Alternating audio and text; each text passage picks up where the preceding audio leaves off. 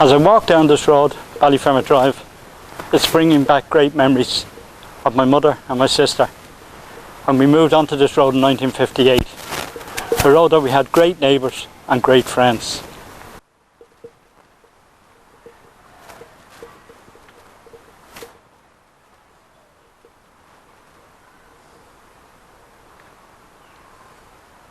We're taking a step back in time now, so I hope you enjoy the memories.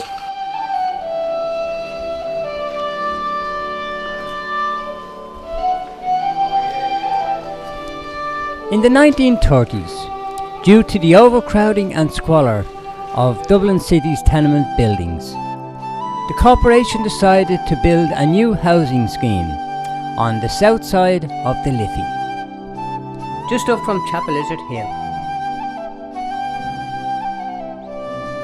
Members and officials of the Dublin Corporation Housing Committee, photographed here on the 17th of November 1936 at the Stone House in Shicor on their visit to a possible housing site.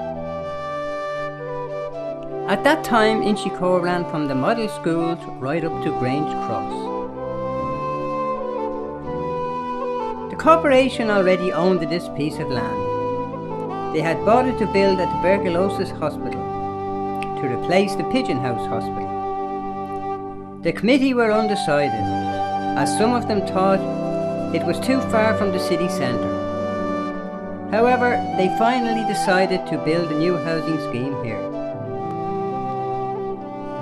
The stone house referred to in the photograph was situated at the junction of Ballyfermot Road and O'Hogan Road. It was a lodge house surrounded by a high stone wall, and the last family to live there were called Merriman. There was Tommy, his wife Helen, and children Imelda and John. The corporation got their architect, Mr. Herbert George Sims, to draw up some plans. As Mr. Sims had just completed a housing scheme in Cabra, he decided to use the same plans for this new housing estate.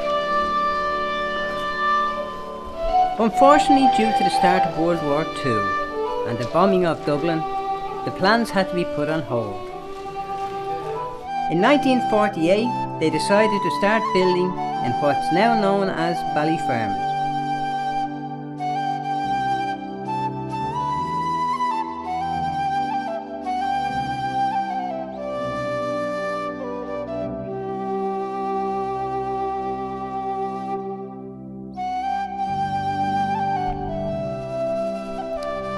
The corporation started this very special urban project, providing a very unique solution to the tenement issues in the city.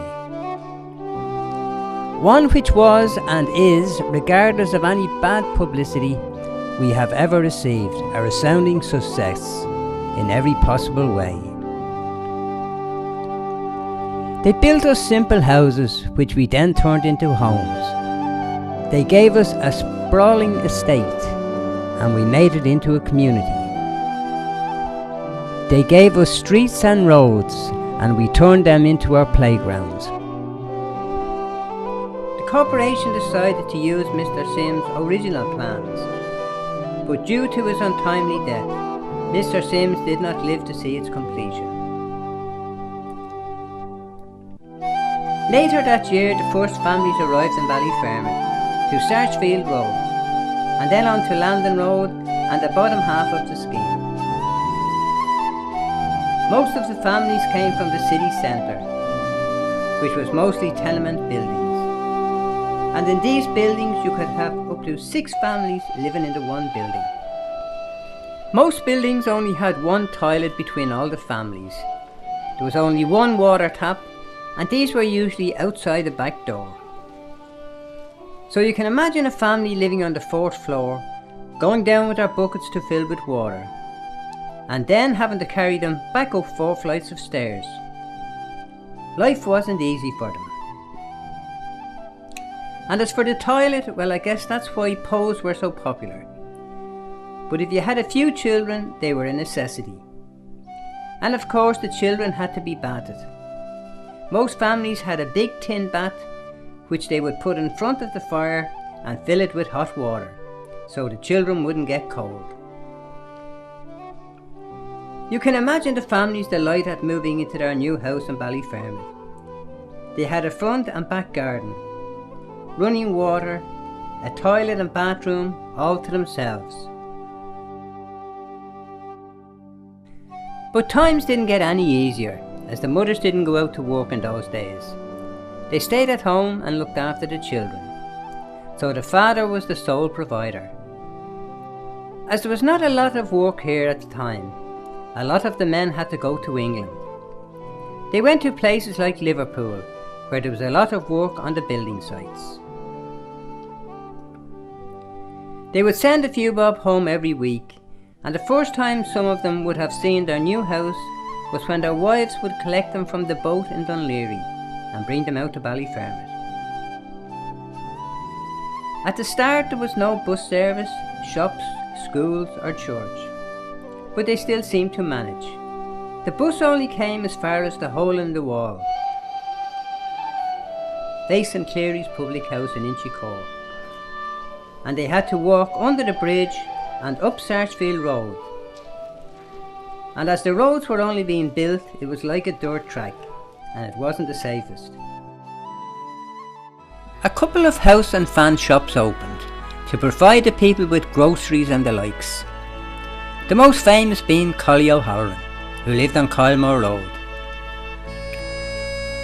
When Collie drove around, the children would run into their mothers and shout with excitement, "Here comes Collie," which is a very well known saying among all Ballyfermot people. And as the children had to go to school, some of them went to the model schools in Inchicore. Some others went to Whitefriar Street, which was a great treat for the kids, because they would travel there from the top of Kylemore Road every morning by double-decker bus, and the return fare was 1 old penny. Father Scanlon, who was working out in Holt, was the first priest to be sent to Ballyfermot. He arrived in December 1949, and he was based in St Michael's, Inchicore. At that time, there were only 270 houses built. In 1950, he started to build a community. He bought an old painter's hut for £200 from the corporation. He transformed it into our first church, and it was known as the Tin Church. Mass was held every Sunday in the small tin hut building, which was on the corner of O'Hogan Road and Deasy's Road. It later became known as the Stew House. Work started on a new school on Ballyfermot Road, and the foundation stone was blessed on the 6th of June 1950. The school was put into the hands of the De La Salle brothers. It officially opened on the 7th of January 1952 with 380 pupils.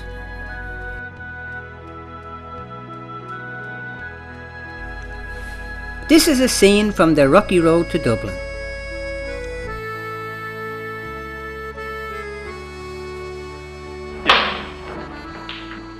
Because of Adam's sin, we are born without sanctifying grace. Our intellect is darkened, our will is weak, and our passions incline to evil, and we are subject to suffering and death.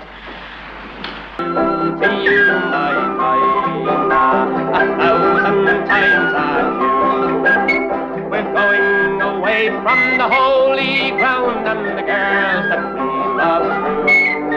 We will sail the salt sea over and then return for shore to see again the girls we love and the holy ground once more. And girl, you are the girl I do adore, and still I live in hopes to see the holy ground once more. And girl,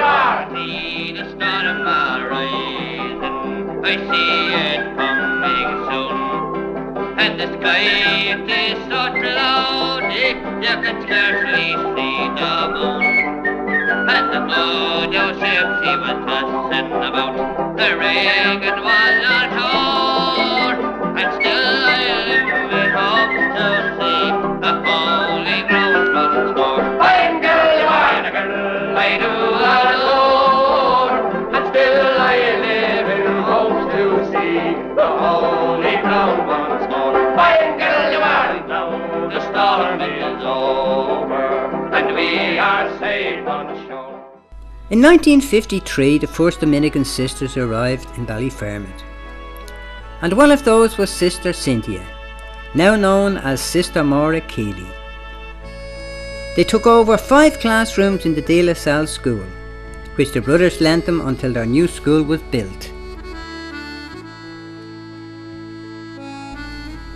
The corporation built the first houses for newlyweds on O'Hogan Road in 1950. They had a draw which newly married couples could apply, and they would draw out 100 or 200 names, which they would then print in the paper. This was always an exciting time, going through all the papers, to see if your name was there and if you were lucky enough to win one of those houses. After a few years, depending on how many children each family had, they would be offered a 2 or 3 bedroom house in the area. In May 1951, work started on the new church, on lands that were known as Rafters Farm. It cost £68,000 to build, and was capable of holding 1,980 people. And in July that year, Ballyfermot got 2 new priests to help Father Scanlon, Father Troy and Father Boland. On March the 15th, 1953, the Church of Our Lady of the Assumption opened with its first Mass. This photo is of the procession of the Blessed Sacrament being carried from the Old Tin Church up to the new church. You will notice from this picture that all the people are standing in the church, as the seating and the pulpit only arrived after the church was opened. Father Troy was the first parish priest.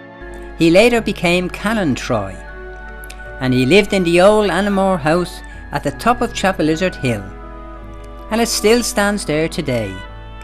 It's now a complex for affordable housing called Anamore Court, and it is run by the Ivy Trust.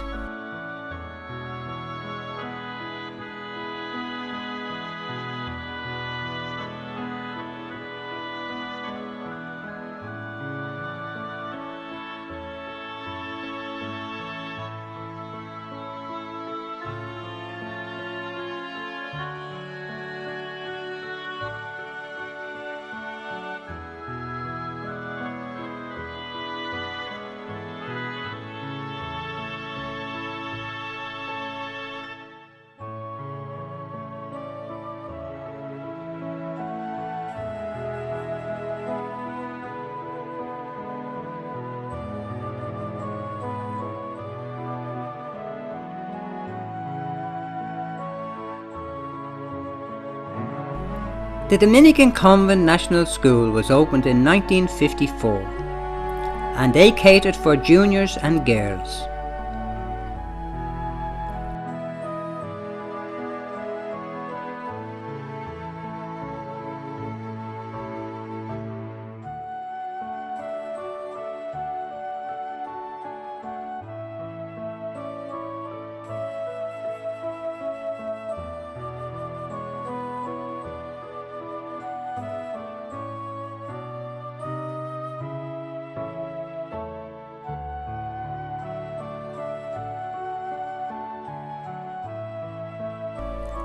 And in 1954, there were over 1,600 pupils attending school in Ballyfermot.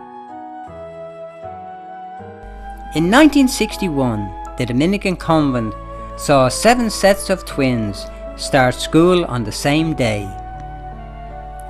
From left to right, there's the Phibbs twins from Ballyfermot Road. Noel and Leo Hanlon from Green. Patrick and Christy McMahon from Landon Road. Michael and Patrick Murphy from Clegane Avenue. We're not sure who the fifth set of twins are. The sixth set of twins is Matthew and Martin Hennessy from Cremona Road, and the Roland twins from Kylemore Road. The games the children played. In school the boys played football and hurling, and at lunchtime, after they got their sandwich and bottle of milk, it was mostly a game of chasing around the schoolyard.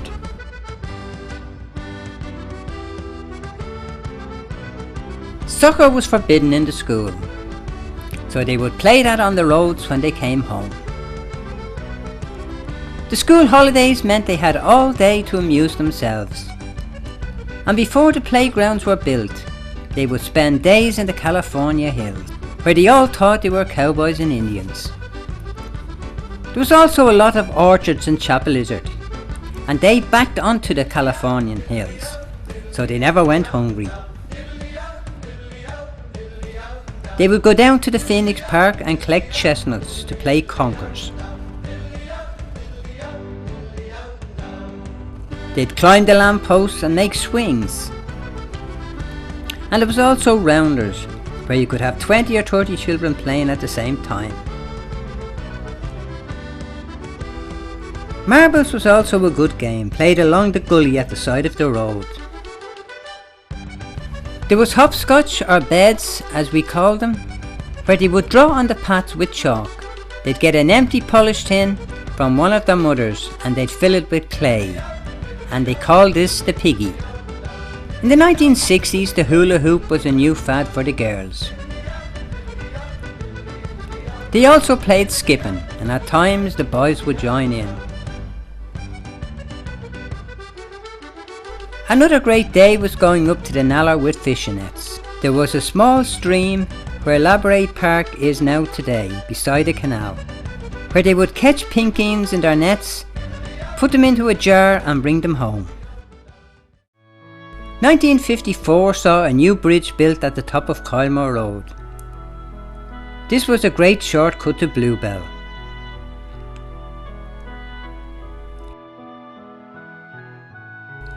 As the population of Ballyfermot grew, from 31,892 in 1956 to 37,247, we started to get some new shops.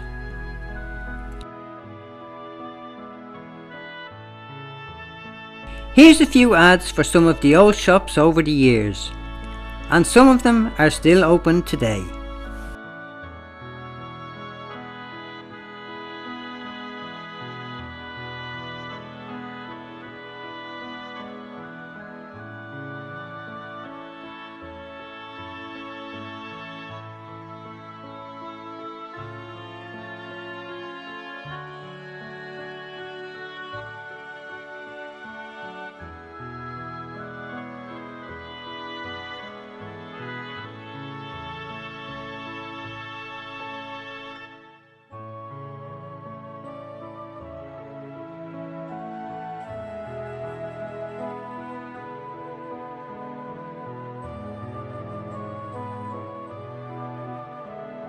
The first bank in Ballyfermot was opened in the mid-50s.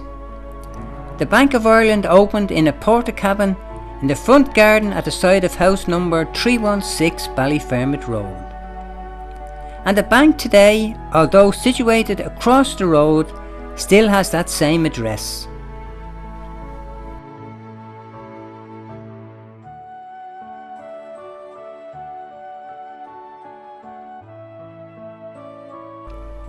We also got the Gala Cinema, and admission was 3 shillings and 3 pence.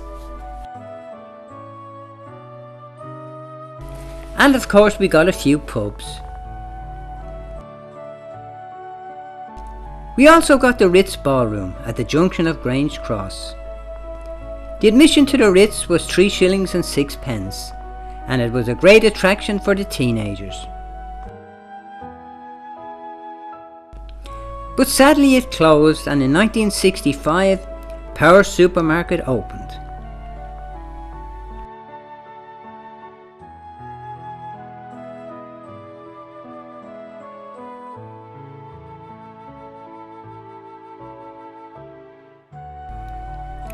In 1964, Ballyfermot got its first public telephone boxes. They were outside Heritage Shop on the Ballyfermot Road. And as the scheme extended towards Upper Ballyfermot and Cherry Orchard, in 1959 a new school was built on Drumfin Road, St. Louise School. The school was run by the Sisters of Charity, and most of the sisters came from Knockmaroon Convent in Chapel-Lizard. This is a typical 1960 house in Ballyfermot. The students of Caritas College reconstructed this room, and I'm sure for some of you this will bring back a lot of old memories.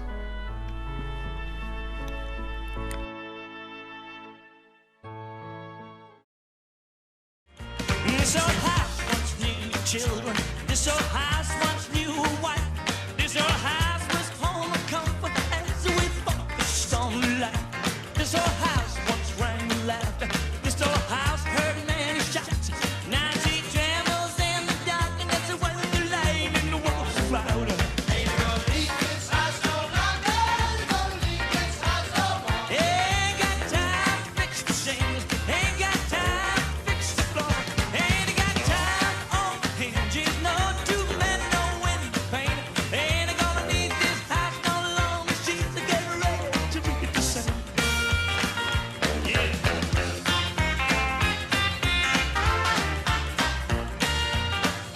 This old house is getting shaky.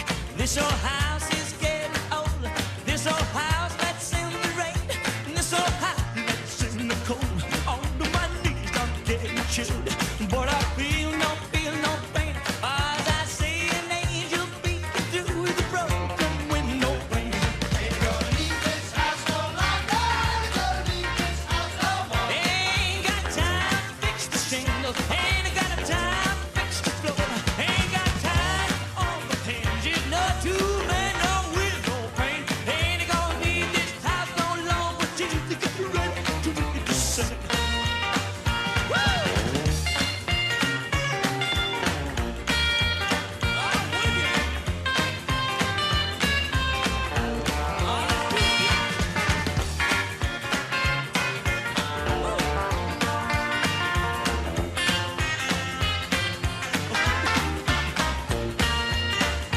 This old house is afraid of thunder. This old house is afraid of storm. This old house just groans and trembles when the night brings out its arms. This old house is getting feeble. This old house is in need of paint. Just like me, it's slightly down, but I'm getting ready to read the same. Ain't gonna leave this house no longer. Ain't gonna leave this house no more. Ain't got time to fix the shingles. Ain't got time to fix the floor. Ain't got time on the hinges. In 1974, Phoenix Relays brought Pipe TV to Ballyfermot. The Residents Association got a licence to operate their own television station, and this was the first time anyone other than RTE got a licence to broadcast. The main people involved in setting up the station were Mary Farrell, John Sweeney, Billy French and Father John Wall. The show was transmitted every Saturday afternoon from the back of the Phoenix Relays office in Ballyfermot Road.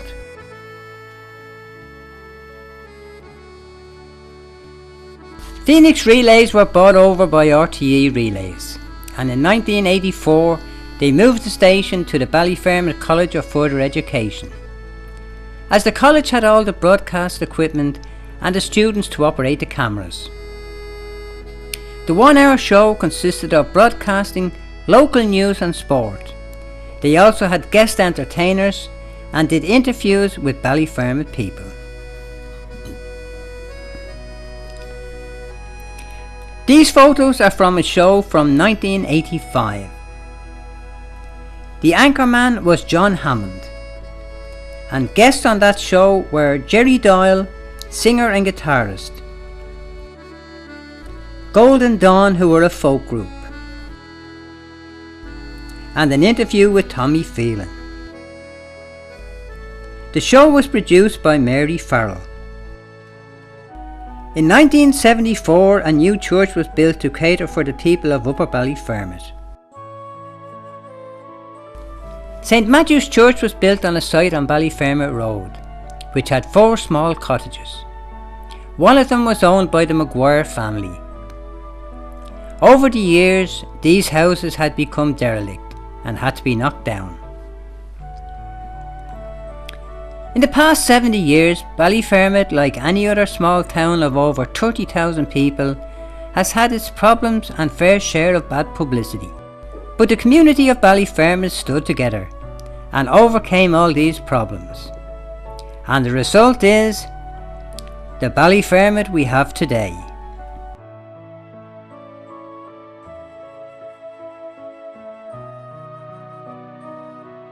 The old Ballyfermot Community Centre has been transformed into a 21st century civic centre, with public offices, meeting rooms, a theatre and a cafe.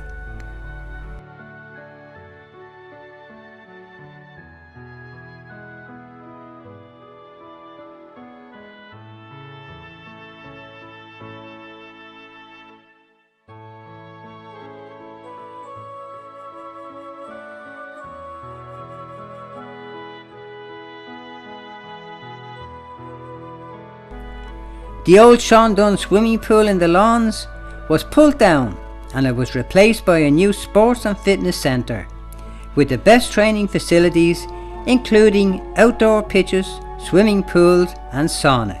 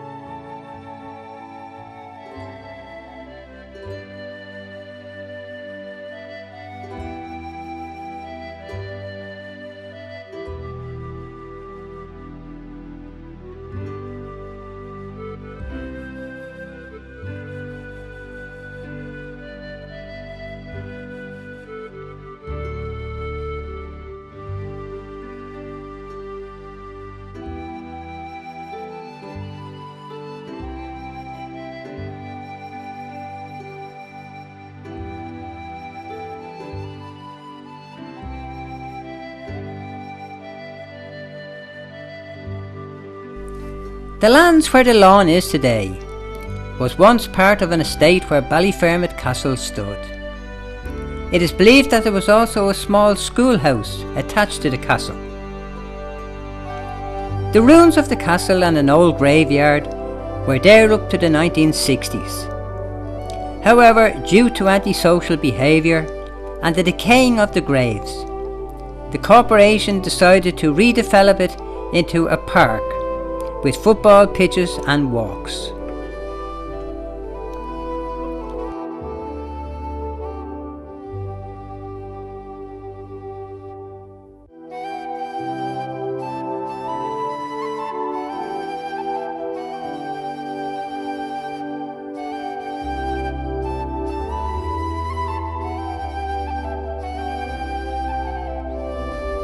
Most Ballyfermot people remember the glass road between Ballyfermot Avenue and Ballyfermot Parade. This is where the College of Further Education is today. And next to the college is the library. The first library in Ballyfermot was on Drumfin Park.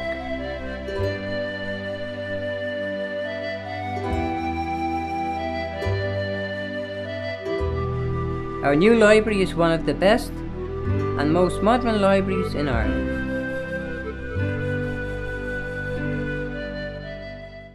Welcome to Dublin City Council's beautiful library here in Ballyfermot. As you can see, we have a very extensive range of books, both fiction and non-fiction, and there's a range of topics covered in the books we hold. It's a very welcoming space for all members of the community, and we like to think that young and old enjoy their experience of coming here. In Ballyfermot Library, we're very lucky to have a facsimile copy of the Book of Kells, which is perhaps Ireland's most famous and most treasured book.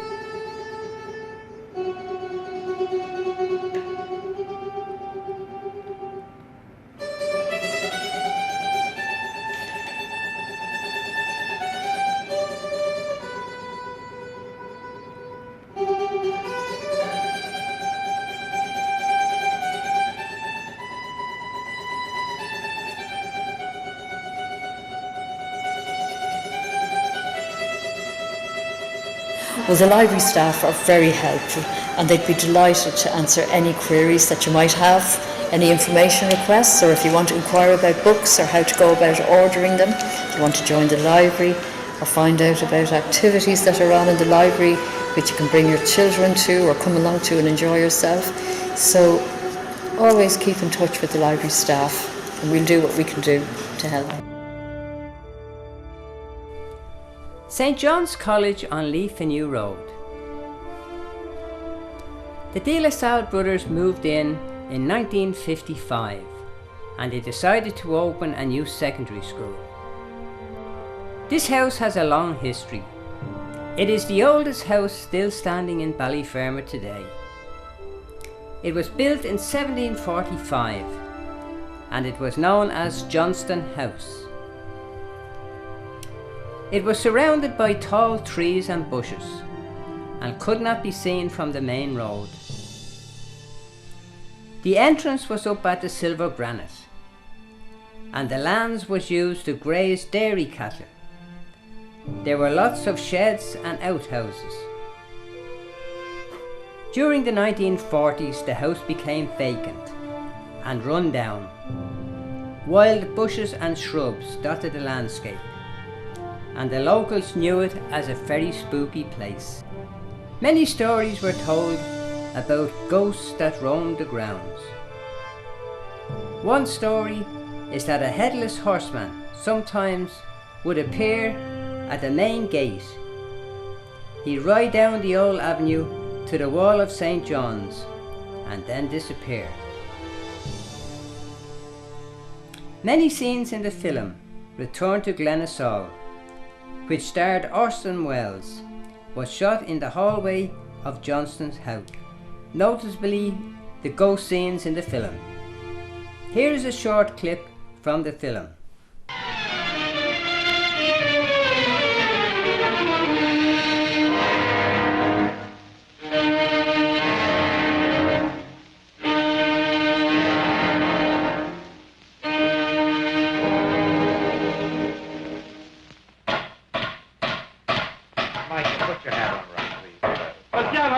All right. Rolling. Number. Othello 328 Dick 3. Of being taken by the insolent foe and sold to slavery, of my redemption thence, and portents in my travels history, wherein of antries vast and deserts idle, rough quarries, rocks and hills, whose heads touch heaven, it was my interest. I'm sorry, I can't get the thing at all. Let's break for lunch. Michael! It was the same place, no doubt of that.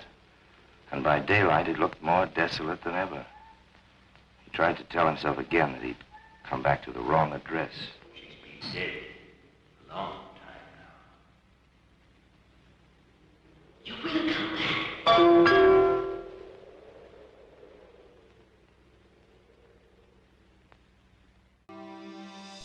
When St. John's College opened, they had 75 boys, and they were located in Johnston House, while the new college was being built.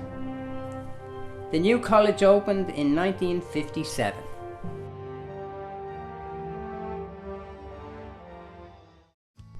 The credit union was a great help to the people of Ballyfermot. It helped a lot of families to buy their own homes. It also helped to get rid of the illegal moneylenders. It was started around 1963 in the pavilion at the back of St. Benedict's Hall, the De La Salle School. Today it stands in a prominent position in the shopping area on the main Ballyfermot Road.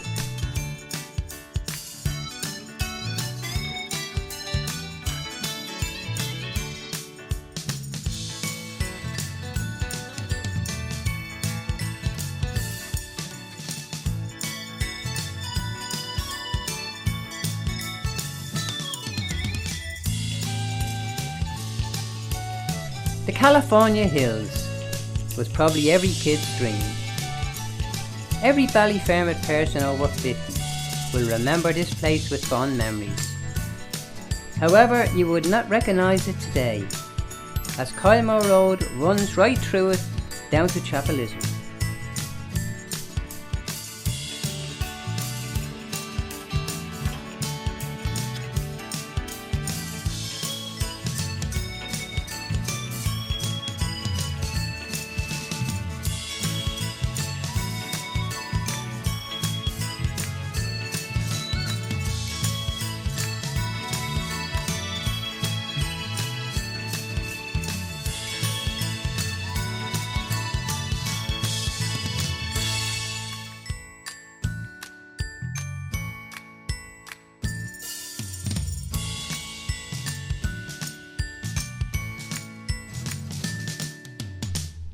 In October 2004, a group of Ballyfermot people travelled to Canada to represent their community at the Live Con Awards, which is run by the United Nations.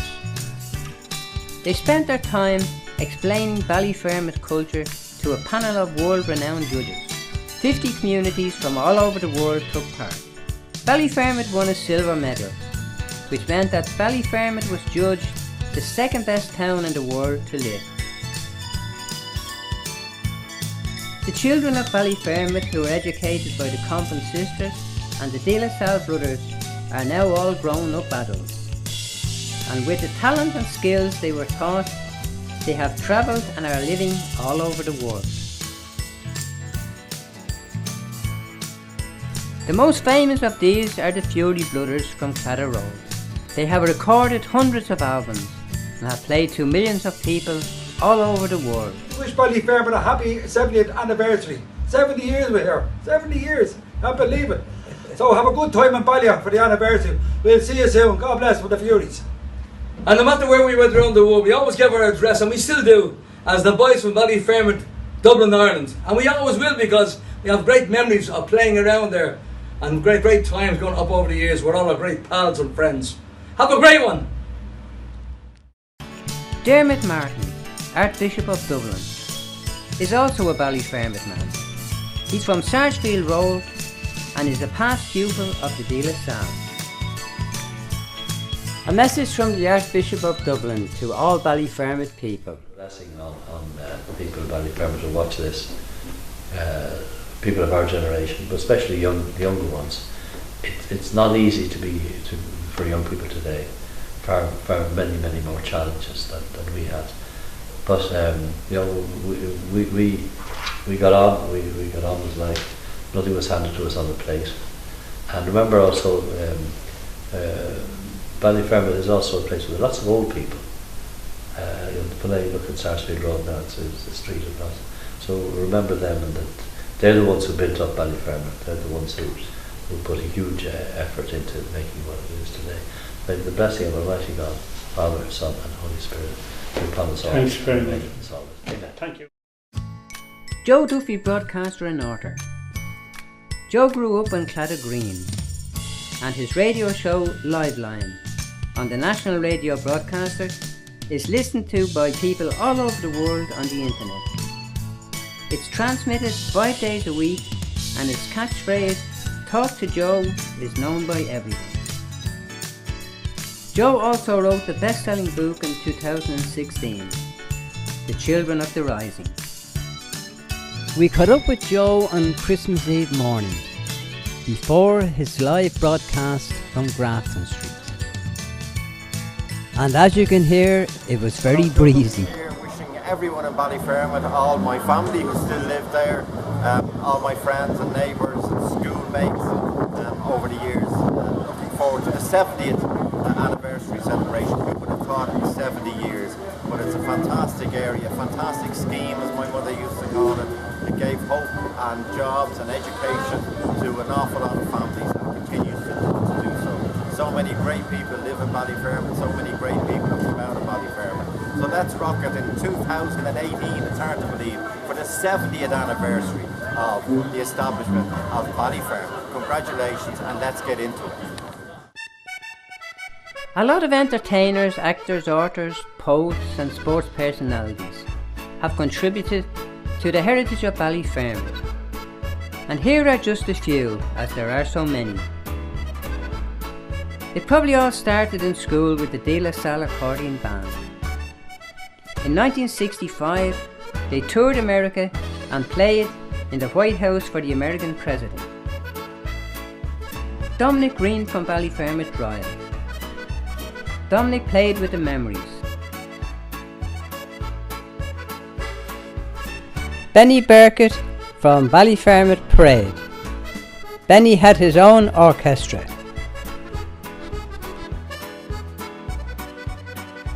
Ronnie Kennedy from Landon Road. Ronnie toured the world with the Daniel O'Donnell Band. Jimmy Conway from Cladder Road. Jimmy played in Las Vegas with Brendan Boyer and the Big 8 Show Band. Noel McGann from Lally Road. Noel played with Eileen Reid and the Cadets.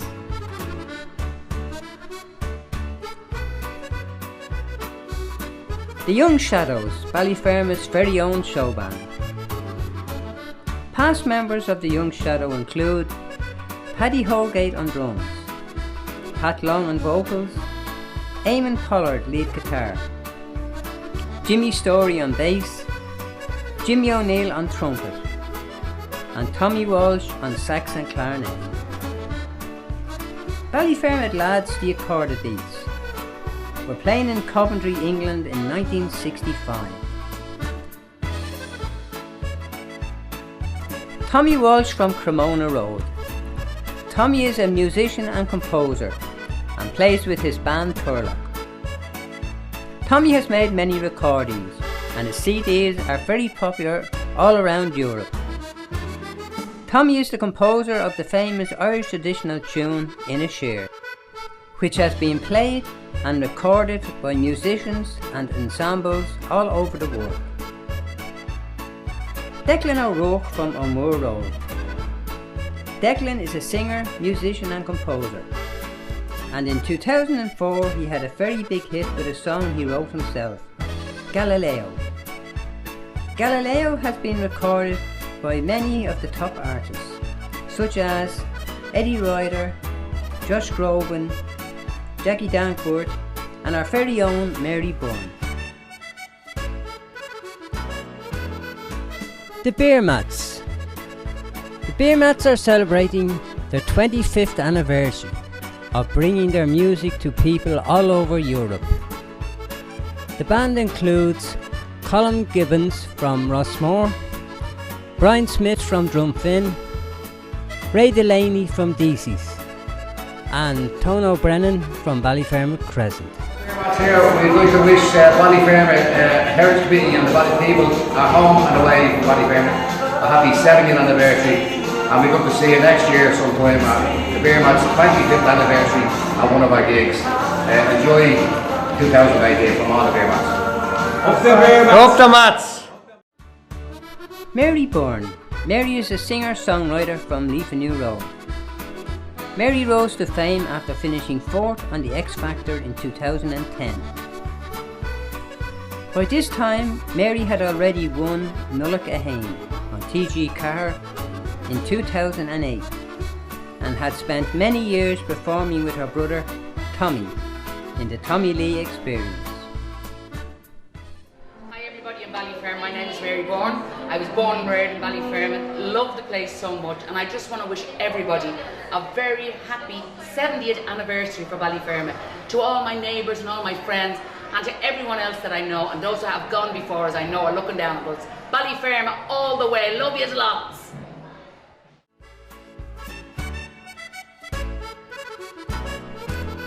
Pat Nolan from DC's Road. Pat is an actor, producer and director who started his acting career at the Gaiety School of Acting. Pat is known by thousands of Irish people as Barry O'Hanlon from Fair City, who he played for more than 22 years. Hello, Pat Nolan here, formerly of DC's Road. I just want to wish all the people of Ballyfermot at home and abroad a very happy 70th anniversary. Liam Weldon. Liam was a singer and songwriter.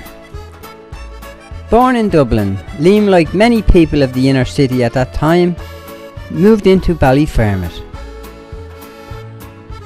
He had a lifelong interest in the songs of the Irish travellers, and his own songs reflected a strong awareness of poverty and disadvantage.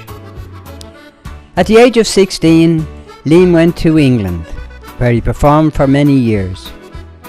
When he returned, he organised sessions in the Central Bar in Ainger Street, Slattery's on Capel Street, and also sessions in Taylor Hall and the Brazen Head.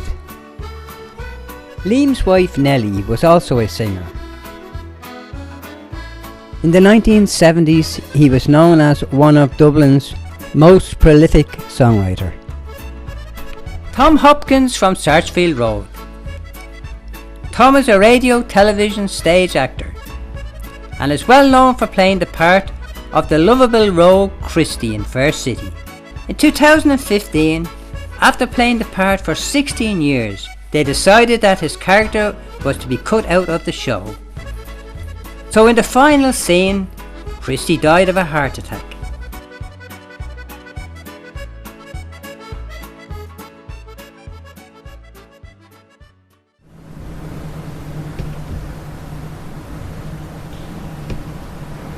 Tom Hopkins here, in Ballyfermot Library.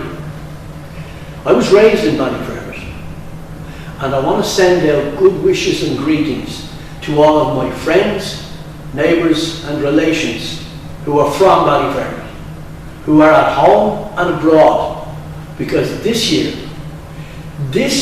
we are moving into our 70th year. Can you believe it? 70 years. Good wishes to you all. Paddy Keenan.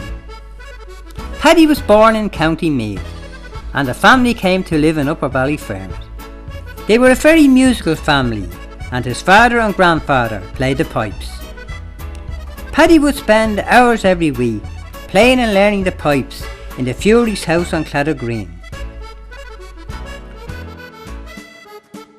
Paddy became known as one of the country's best uilleann pipers. He has played all over the world.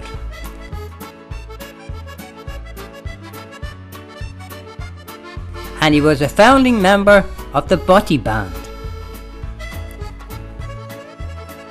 Paddy emigrated to the USA in 1992, and here's a little clip of a programme that was made about Paddy.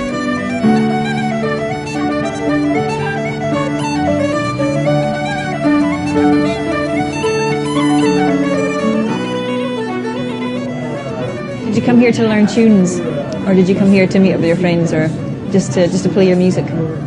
At the time I had a wealth of tunes from my dad and from other musicians and sessioning, and I loved the sessions actually for practice, for new tunes and stuff. And then there was a time after the band and appearing on TV and LP as it was at the time. People, when I'd walk into a session, in fact the session would stop and who'd place me on some kind of pedestal, and that was a little, nerve-wracking for me.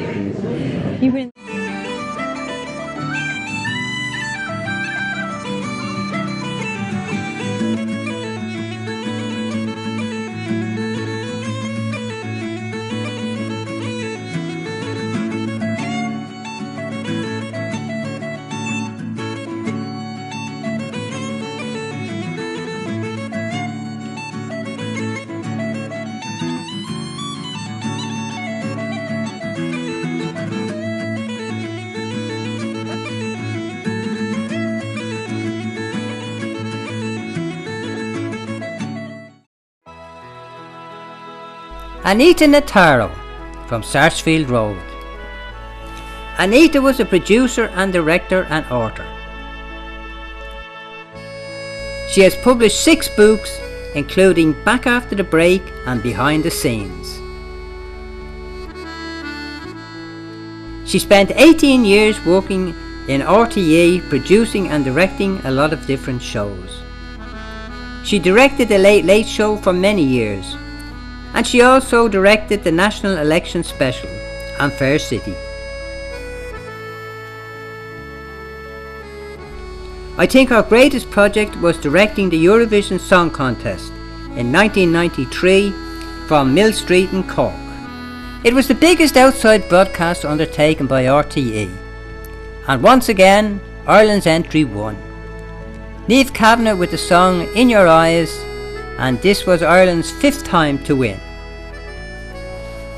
The Eurovision had a live audience of 1,000 people in the arena, and it was watched by over 300 million on television around the world.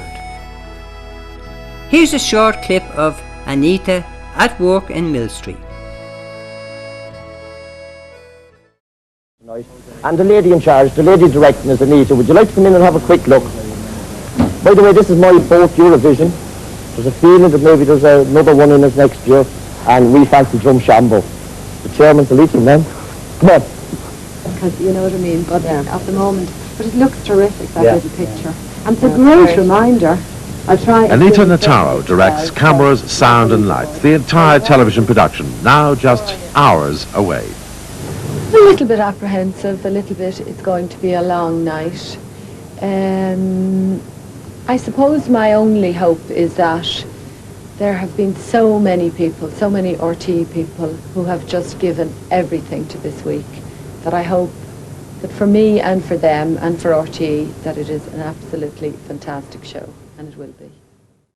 The Ballyfermot woman set another record by being the first woman to direct the Eurovision Song Contest. Sadly, after a long illness, Anita died in 2014, and she is buried in Esker Cemetery.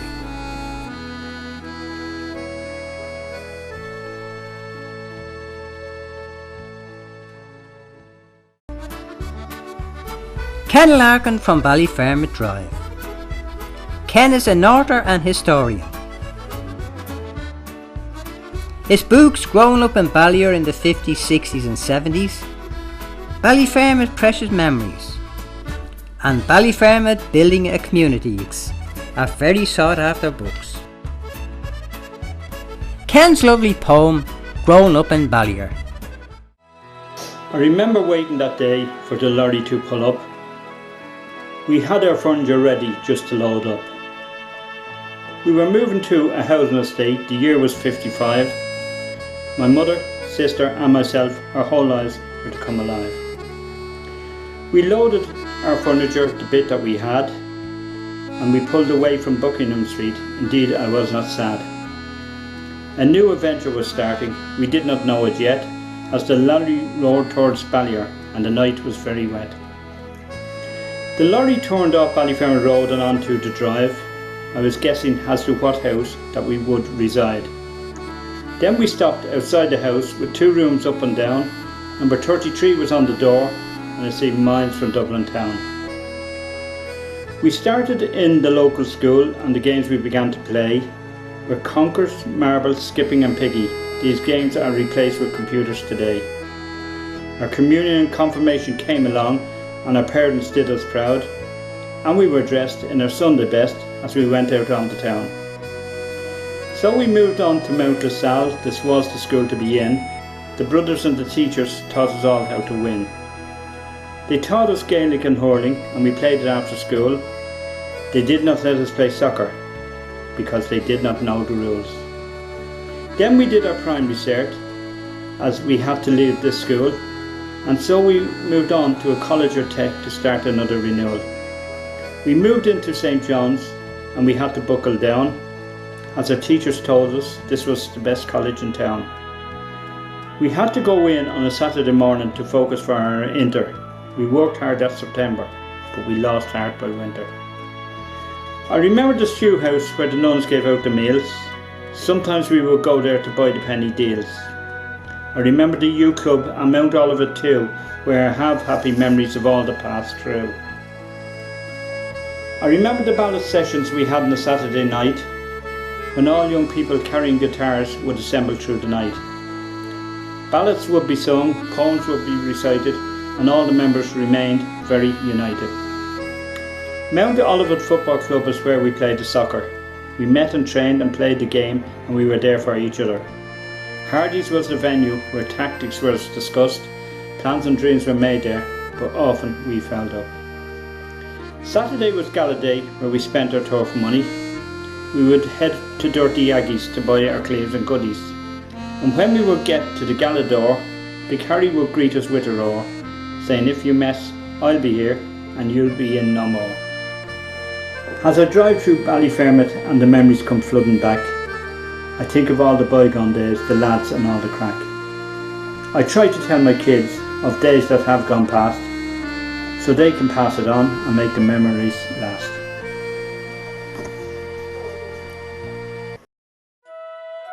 Billy French. Billy is a bricklayer by trade, and he first learned about Ballyfermot when he was working for Frampton Builders, when he was sent out to work on the houses in Ballyfermot in 1949.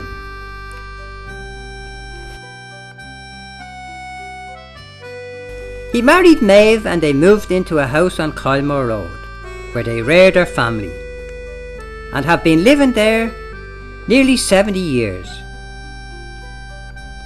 Billy is also an author, and he has wrote several books, including The Journeyman, A Builder's Life, and Jamie. He is also a playwright and director, and he has wrote many poems.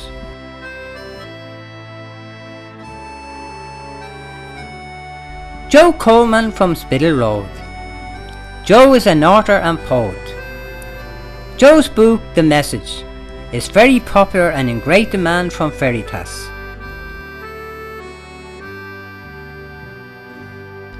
He is also the author of the poem Memories of Ballyfermot. And here are a few lines from that beautiful poem. You see, I'm 40 years in Ballyer, and I love this wonderful scheme. I'm only halfway down the road, and I'll hold on to my dream. God bless Ballyfermot and all her children within, and try not to change it anymore, 'cause that would be a sin. Tell your kids the stories of bygone days of past, and tell them all about our days and make our memories last. I remember Ballyfermot, and I just know I always will.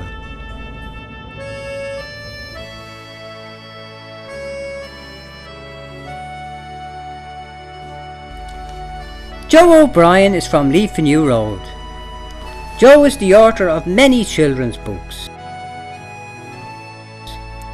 He has published 9 books in the Alfie Green series for children aged 5 to 9. He has also wrote 3 novels, including the GAA book Little Croaker and Beyond the Cherry Tree for children aged 9+. Joe's books have been published all over the world, even as far as Korea.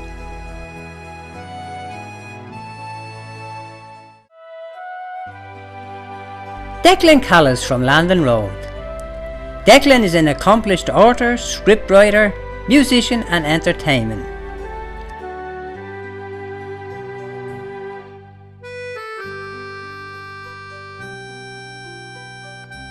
He is best known for his character Concepta on Joe Duffy's Funny Friday.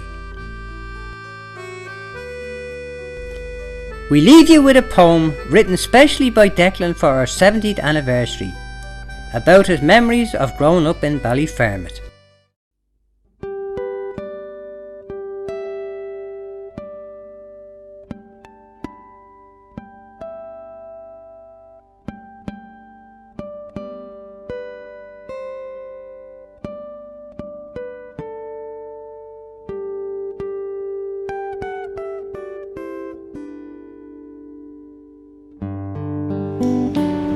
Where once were fields and meadows so many years ago, the seeds of our community were sown and set to grow. Throughout those many decades, we have grown and changed, they say, but the spirit of our people remains the same today. We are proud of our achievements, the effort that we make, our passion and commitment for all our residents' sake. Our senior folk look back with pride, the progress that we made, those early days of building blocks and new cement roads laid. The ballot club, the OLV, the stew house they recall, and ropes tied round the lampposts and children playing ball. The Californian hills were pastures to explore, and neighbours chatted happily, standing at their own front door.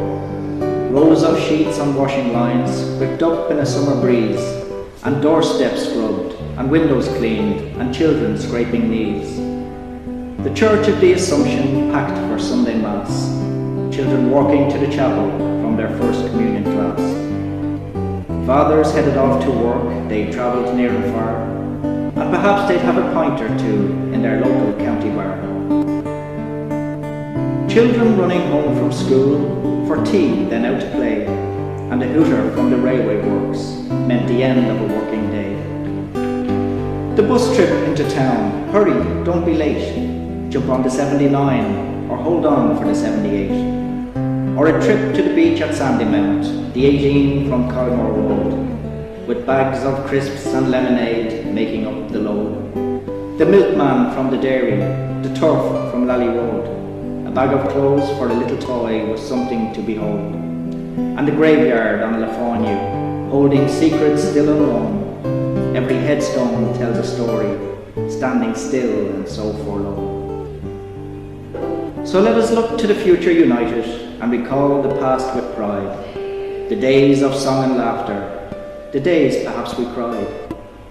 Let us work and plan together. In our hands we hold our fate. But you won't find a better person in Ballyfermot, this wonderful estate.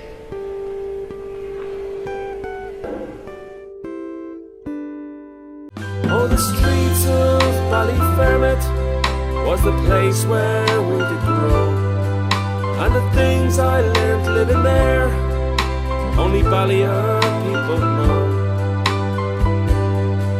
There was a time when no streets was all we knew.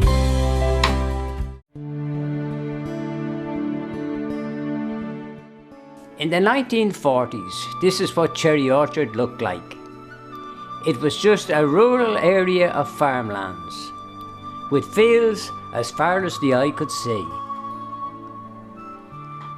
The land was used for a lot of fox hunting, and wealthy people came from all over Dublin to join in the hunt. The hunt could last for hours, as they would ride out as far as Lucan and out towards Blanchardstown, all through the fields from Cherry Orchard.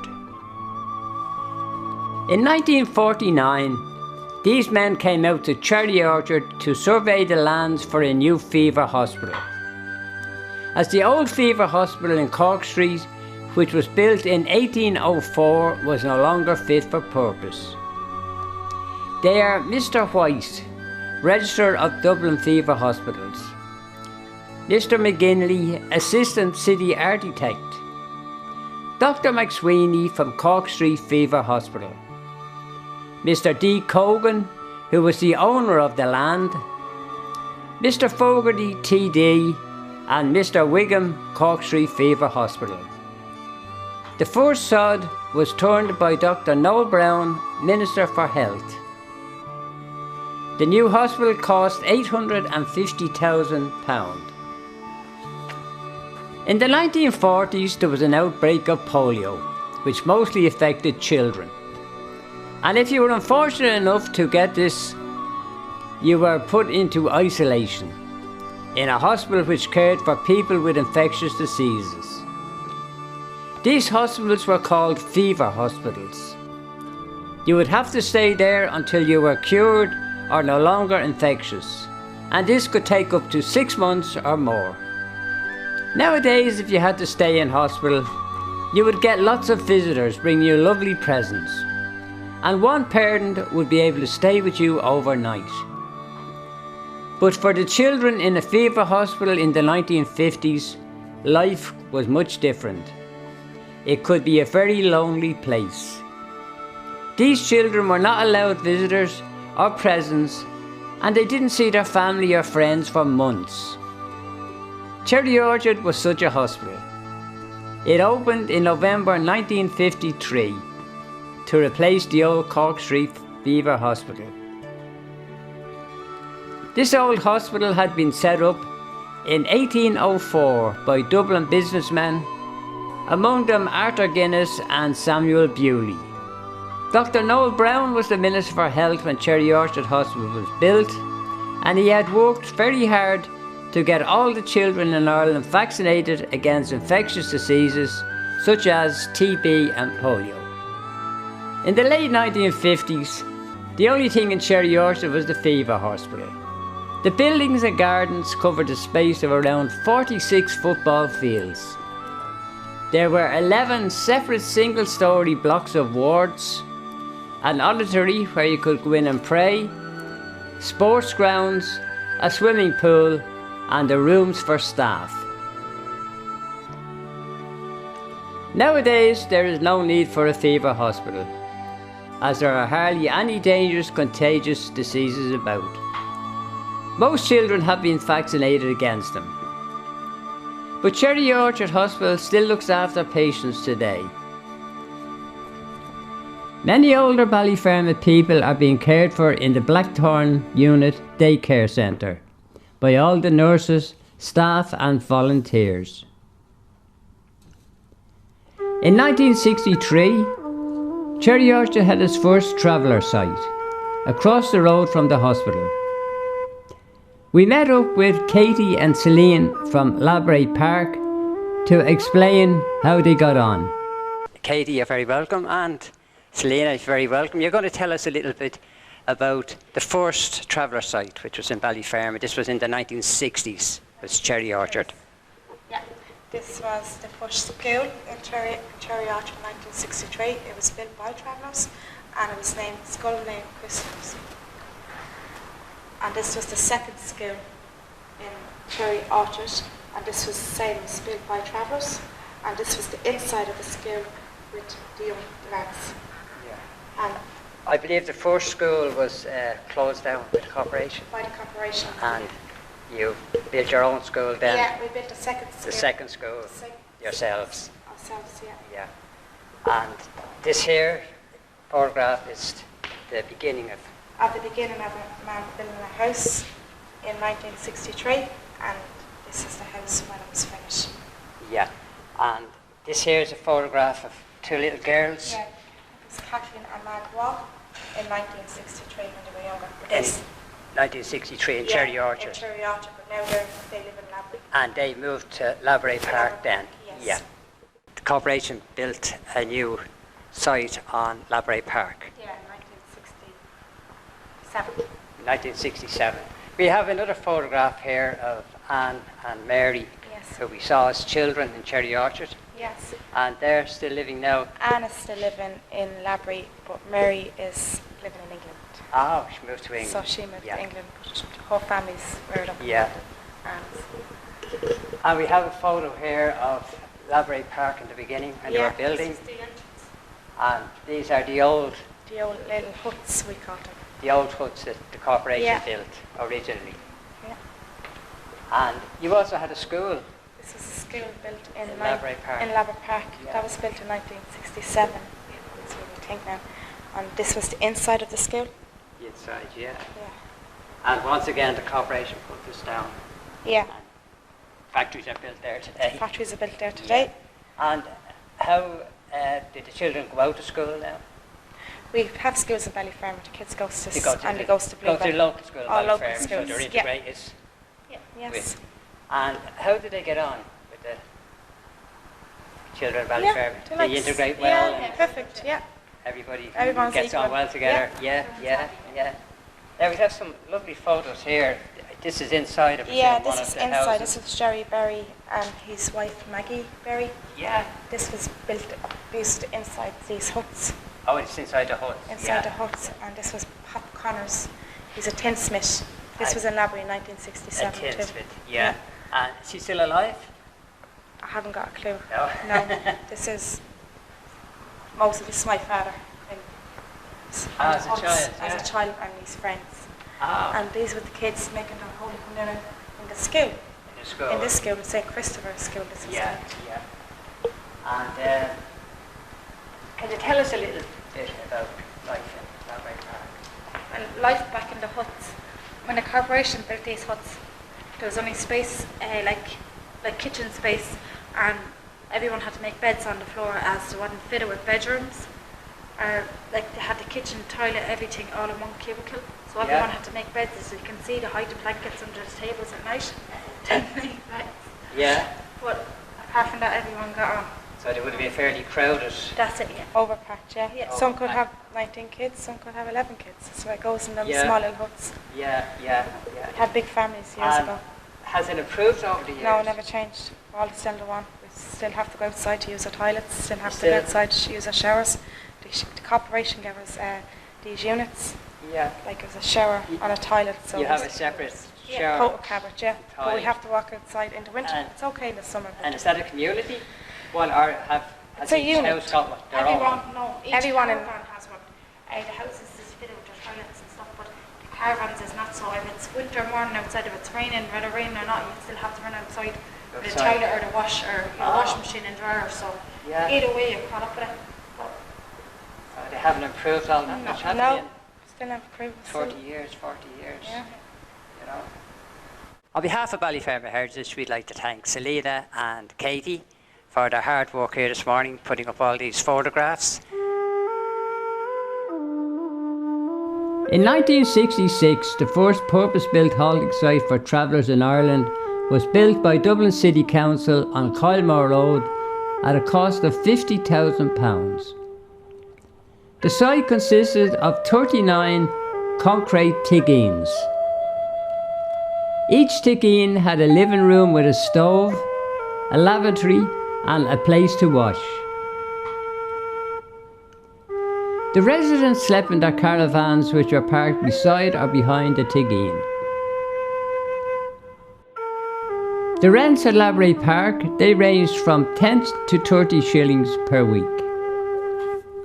The site was named after St. Benedict Joseph Laborie, who is the patron saint of travellers. The first three families moved in on the 4th of September 1967, and all the tiggins were occupied by 1968.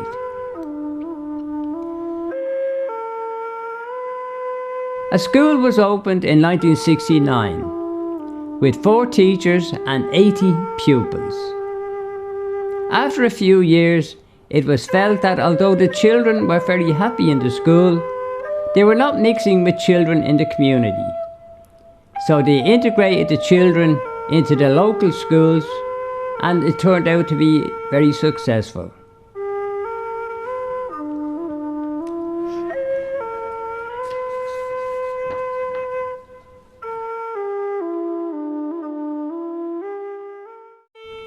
In the 1970s, the need for housing was critical.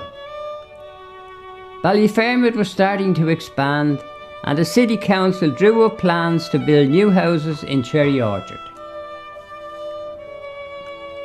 The housing situation was so bad that in 1973, 2 Ballyfermot men, Paddy and Brian Kavanagh, took the initiative to start a housing co-op.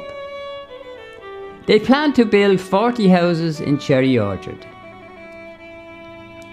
This was a great idea at the time for young married couples to get on the housing ladder.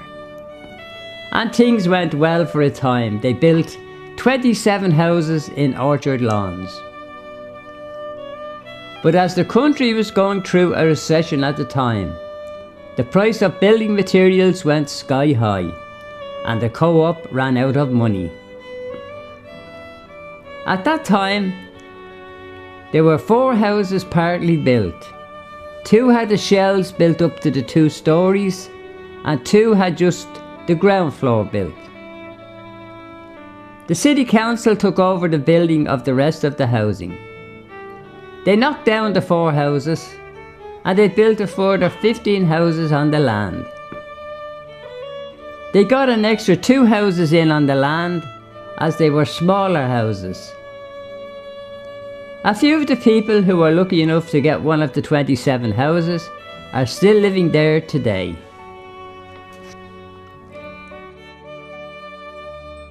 In 1974, Dublin Corporation planned to build 330 houses in Cherry Orchard at a cost of more than £2.5 million. The first few blocks were built on Clover Hill Road, just off Leaf and New Road. And these houses had flat roofs, and they were known as the Lego houses.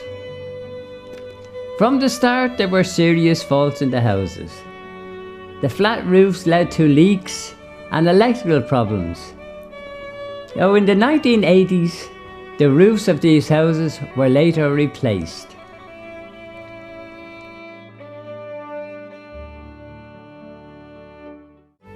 As the council continued to build more houses, a new church was built in Upper Ballyfermot to cater for all the families moving in. St Matthew's Church had their first Mass on the 22nd of December 1974. And as the scheme in Cherry Orchard continued, a new prison was built in Wheatfield at the top of Cherry Orchard. It opened in 1989, and it can hold 540 men over the age of 17. In 1999, a remand prison and courthouse was opened in Clover Hill beside Wheatfield.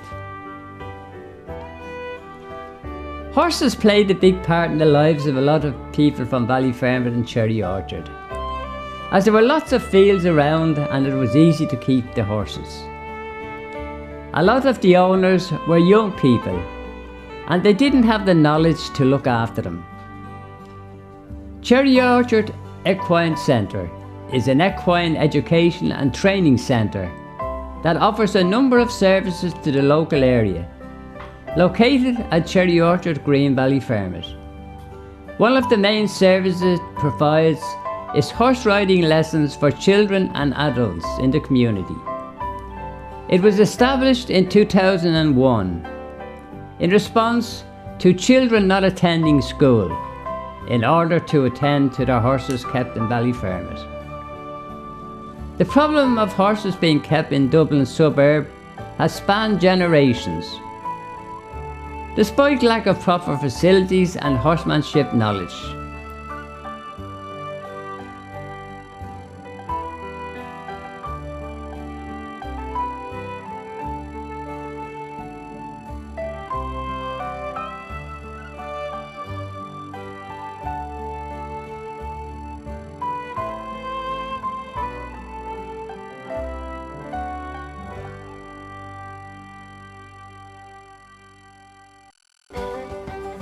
This centre was established in order to combat issues and provide people with the skills required to care for the horses. People of all ages attended daily.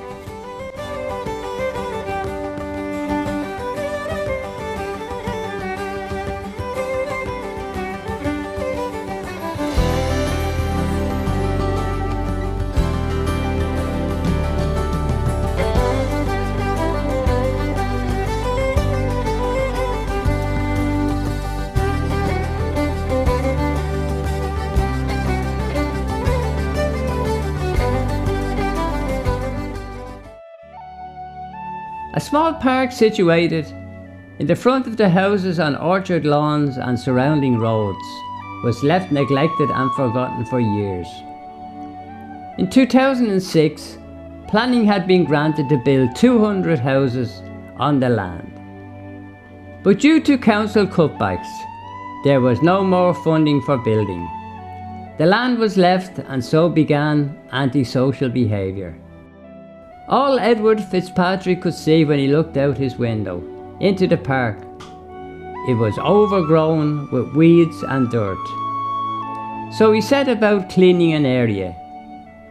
This meant meeting other people around the surrounding area and building relationships with all his neighbours. Matthew Kelly, who was one of his neighbours, joined in, and so began what is known as the Stone Soup Project. Other neighbours and friends joined in, and there are over 70 trees and as many plants donated by the people. Each plant and tree is in memory of their family or friends that has died, and long may they continue with the great community work.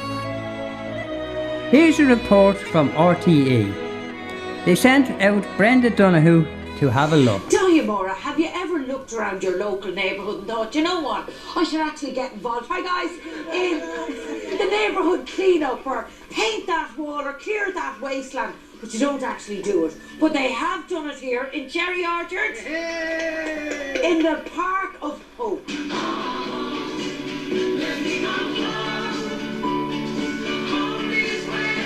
Eddie Fitzpatrick, if I came here 7 years ago, what would I have been greeted with? 7 years ago you would have found this place here, the rail behind it would have been overgrown with weeds, it would have been littered with burned out wheelie bins, burned out cars, a lot of rubbish had piled up, used as a dumping ground, so it would have been in a pretty bad state. My wife said to me one day, she said, if that's going to be done, she said, you're going to have to get out and do it yourself. So I came out, and I just started pulling the weeds down from facing the house, and eventually Matt was looking out his window and he seen what I was up to, and he said, well, he ain't going to do my side, I'll do that myself. If you're in an area where there's antisocial behaviour, were you not afraid that after all that kind of physical hard work, that they'd be back in again, they'd be burned the wheelie bins, there'd be broken glass everywhere, the kids wouldn't be able to play in it? Do you know what I'm saying? Yeah, well, that would have been a consideration at the time. They could see that there was something good happening, and they became involved with that. Now, their involvement with that would have been initially that there would have been no damage done, they wouldn't have behaved in antisocial behavioural ways, but indeed they'd done other things for us. They would have had horses, and they would have brought horse manure to the site, and we would have used it. So we had this thing going with them. But the bottom line was that they could see what was happening within the community was a good thing, and they embraced it. Mary Crosby, you live across the road here. I do, yes. Do you love the park? I love the park, I love to look out at it. It's just like my front garden, to be honest with you, Brenda. It's a big one. It's lovely, yeah. Now we're on Memorial Walk. Explain what that is. It's a park. We set a strip of the park aside to plant memorial trees for anybody who had any of the neighbours who had lost anybody in the family. It's really like an oasis in the Sahara. if you like. We're like such a built-up community now, and this is just in the middle of it. So emotional when I see the younger children now have this park, and hopefully it'll pass on, and it's just a lovely thought to know that it will be here after us. Adrian, do you see that people are, I suppose, happier or more involved as a result? Has it impacted on your children? It has, yeah. They've somewhere to play, somewhere safe to play, and you can keep an eye on them. There's no way cars or anything can come in this side, so it's a good idea. And what's their favourite part of the garden? But definitely the fairies and the troll under the bridge. So yeah, they love it. I think they're amazing. You know, to put this amount of effort in, and especially in an area where people think, oh, it'll be round, and it wasn't. You know, it was taken care of, and it's shown that when a community comes together, they can really do great things. Matt Kelly, you got involved when you saw Eddie out doing loads. Tell me all about it. What was it like? When I looked out my window, I just saw a big open field, nothing in it.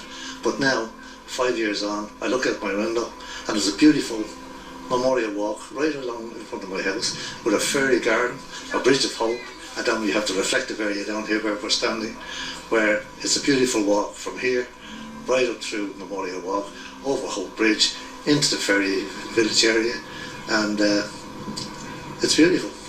How does it make you feel? Proud. Proud of where I live. Proud of Cherry Orchard. There's great people in Cherry Orchard, and all this came about through their support, their donations, their contributions, and that's what you're looking at here, all from the community.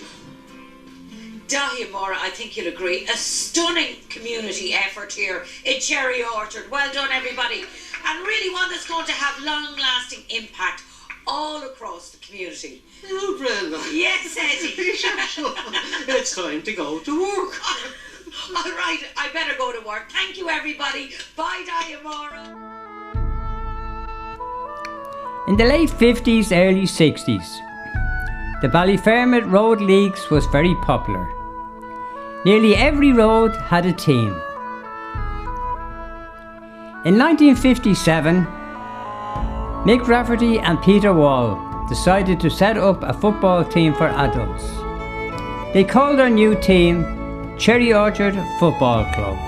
They began playing in the Leinster Junior League before switching to the AUL League. They first won a national competition in the 1981-82 season when they won the FAI Junior Cup.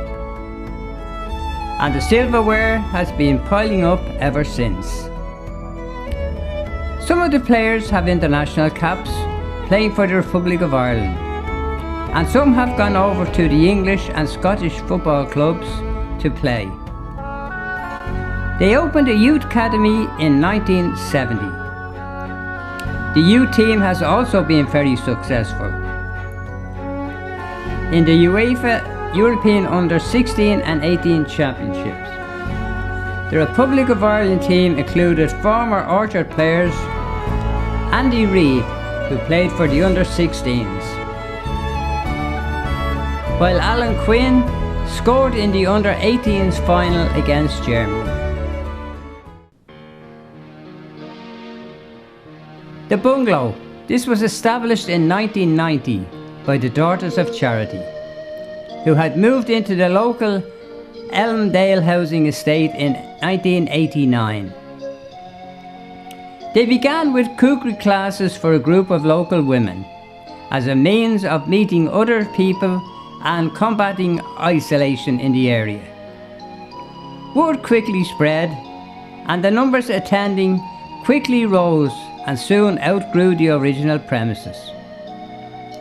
Dublin City Council were gently persuaded to provide a more suitable space, and the bungalow was allocated to the Daughters of Charity for the use of the community. The space was soon filled with community members of all ages, from infants and toddlers to senior citizens, taking part in parent and toddler groups, adult education classes, cookery, craft and outdoor pursuits, to name just a few. In 1997, the bungalow entered the Family Resource Centre programme and became Cherry Orchard Family Resource Centre. This ensured the work of the bungalow would continue, with core funding and support from the Family Support Agency and Dublin City Council. For the past 24 years, the bungalow has provided adult education in both a formal and informal settings. Classes offered to date include art, adult literacy, computers, line dancing, flower arranging, drama, gardening, photography and yoga. And all are very welcome in the bungalow. Like all areas, Ballyfermot and Cherry Orchard has had its share of problems. But when we work together, we can overcome anything. A good example of this is the Ballyfermot Cherry Orchard Summer Festival, which takes place every year, and it shows what we can do together. It's 7 days of activities for all the family.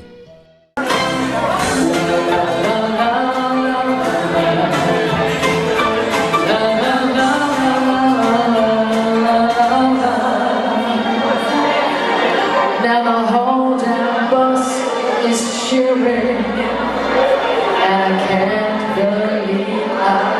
What did I sing? 100 yellow ribbons down the old tree. La, la, la.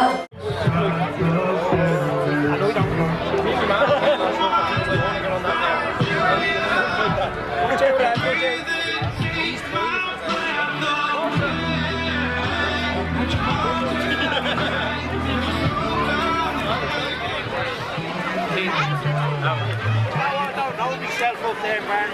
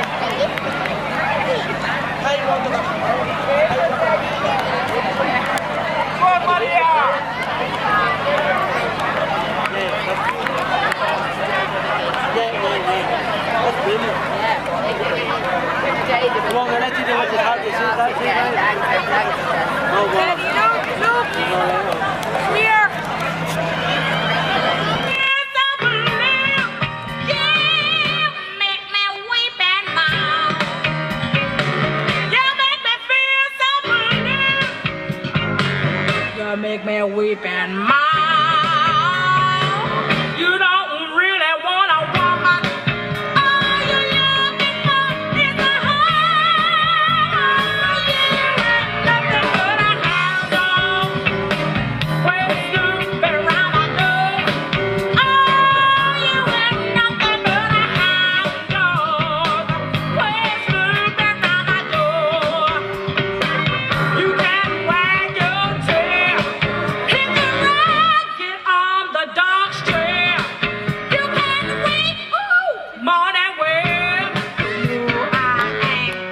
Feature no more. Get away from my door.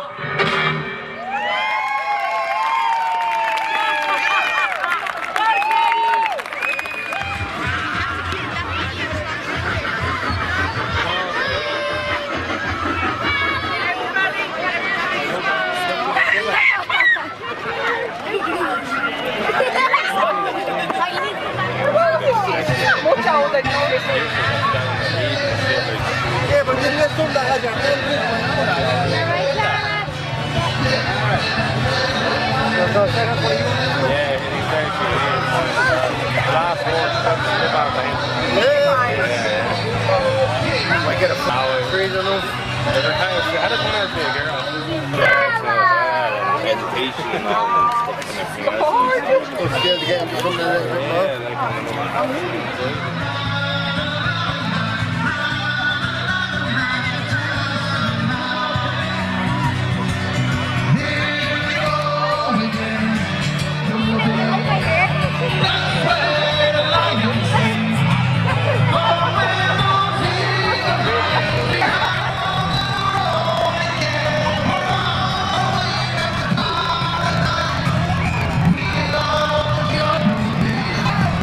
It's a long, long way from Clare to here.